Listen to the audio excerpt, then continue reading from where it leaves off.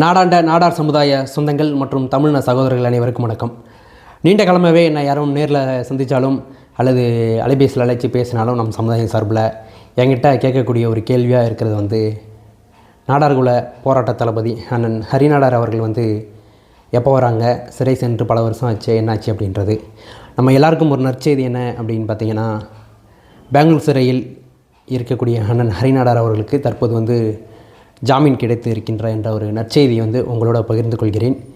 இன்னும் ஓரிரு தினங்களில் நம்மோடு அண்ணன் ஹரிநாடார் அவர்கள் இருக்கப் போகின்றார் என்ற ஒரு மகிழ்ச்சியான செய்தியும் உங்களோடு பகிர்ந்து கொள்கிறேன்.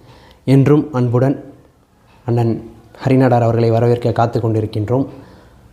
விரைவில் அண்ணன் ஹரிநாடார் அவர்களை வரவேற்பதற்காக பெங்களூரும் செல்கின்றோம்.